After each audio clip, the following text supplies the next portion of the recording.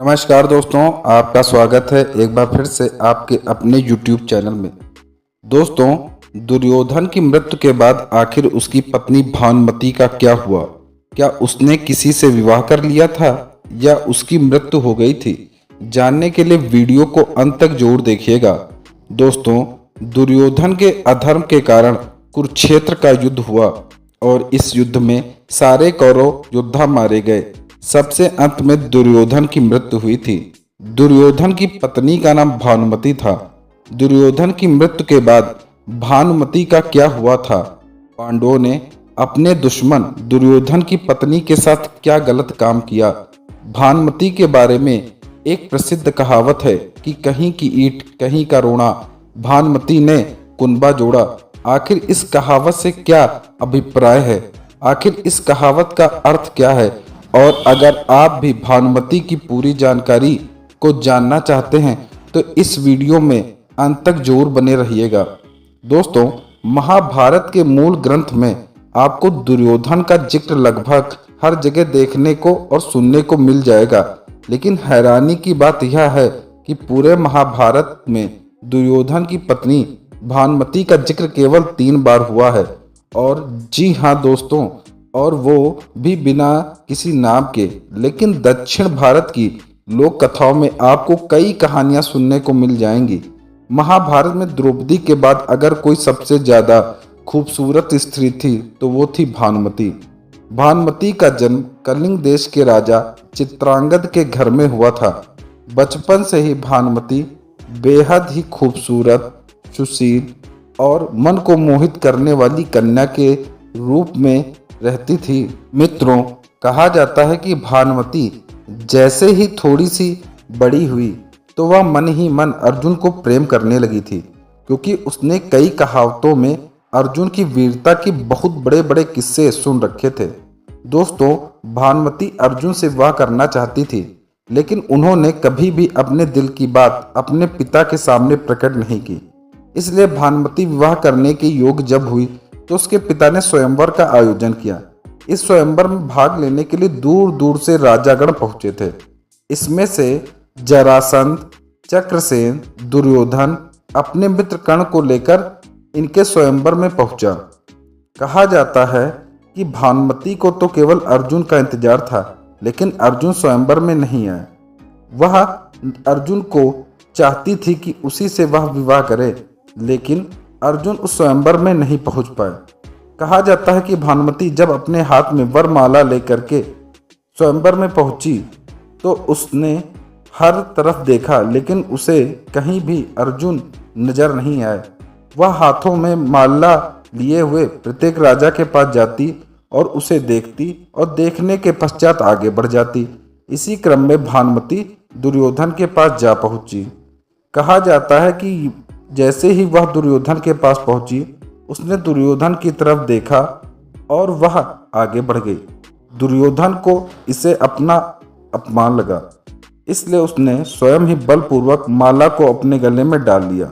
दुर्योधन की इस हरकत पर स्वयंवर में बैठे अन्य राजाओं ने विरोध किया। सभी राजाओं ने अपनी तलवारें निकाल ली और वो युद्ध के लिए दुर्योधन को ललकारने लगे। दुर्योधन के मित्र कर्ण दुर्योधन का ढाल बनकर उनके सामने खड़े हो गए और एक एक करके सभी राजाओं को परास्त कर दिया।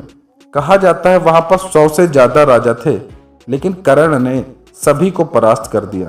अंत में मगध के राजा जरासंध के साथ कर्ण का एक भीषण संग्राम हुआ और दोनों अस्त्र शस्त्र में भयानक युद्ध में लिप्त हो गए। कहा जाता है जरासंध और कर्ण में कई दिन तक युद्ध होता रहा। अंत में दोनों के बीच में मल्ल युद्ध हुआ, जिसमें कर्ण ने जरासंध को परास्त कर दिया। इसके बाद कर्ण की सहायता से दुर्योधन ने भानुमति का हरण कर लिया। भानुमति की एक सहेली थी जिसका नाम था सुप्रिया। दुर्योधन जब भानुमति को अपने साथ लेकर हस्तिनापुर चल रहा था तो उसी समय सुप्रिया भी भानुमति के साथ उनके रथ पर बैठ गई। हस्तिनापुर आने के बाद दुर्योधन ने भानुमति से और कर्ण ने सुप्रिया से एक ही दिन एक ही मंडप में विवाह किया। दुर्योधन ने भानुमति को स्वयंवर के बीच से हरण किया था, जिसकी वजह से राजा चित्रांगद का बहुत अपमान हुआ था। भानुमति अपने पिता के अपमान के कारण बहुत ही दुखी थी। लेकिन भानुमति के पास दुर्योधन को अपना पति स्वीकार करने के अलावा कोई दूसरा विकल्प भी नहीं था। विवाह के बाद कर्ण की भानुमति के साथ बहुत ही अच्छी दोस्ती हो जाती है। दोस्तों, कहा जाता है कि भानुमति और कर्ण की दोस्ती बहुत ही गहरी हो गई थी। एक बार की बात है, जब कर्ण और भानुमति चौसा खेल रहे थे, तब अचानक से भानुमति खेल को छोड़कर उठने लगी, क्योंकि वहां पर दुर्योधन आ रहा था। दोस्तों, कहा जाता है कि एक समय की बात है, जब कर्ण और भानुमति चौसर खेल रहे थे, तभी अचानक से भानुमति खेल छोड़कर उठने लगी, क्योंकि वहां पर दुर्योधन आ रहे थे। उसे देखकर भानुमति खड़ी हो गई। भानुमति के खड़े हो जाने के कारण कर्ण को लगा कि भानुमति खेल छोड़कर भाग रही है। यह सोचकर उसने भानुमति को रोकने की कोशिश की। तभी भानुमति का दुपट्टा नीचे सरक गया और उसके गले में पहने हुए मोतियों की माला टूटकर बिखर के नीचे गिर गई। जब कर्ण ने देखा कि दुर्योधन ने उसे इस हालात में देख लिया है, तो वह बहुत चिंतित होकर शर्मा गया। दोनों को लगा कि इस घटना से दुर्योधन को कोई ना कोई गलतफहमी अवश्य हो जाएगी। लेकिन दोस्तों, दुर्योधन को कर्ण और अपनी पत्नी भानुमति पर बहुत अधिक विश्वास था। वो जानता था कि कर्ण और उसकी पत्नी भानुमति कभी उसके साथ विश्वासघात नहीं करेंगे। इसलिए कर्ण और भानुमति को परेशान देखकर दुर्योधन हंसते हुए कहने लगा, अरे तुम लोग मोतियों की माला स्वयं उठाओगे या मैं तुम्हारी कुछ मदद करूं? उसके बाद दुर्योधन खुद उसे मोतियों की माला उठाकर देता है।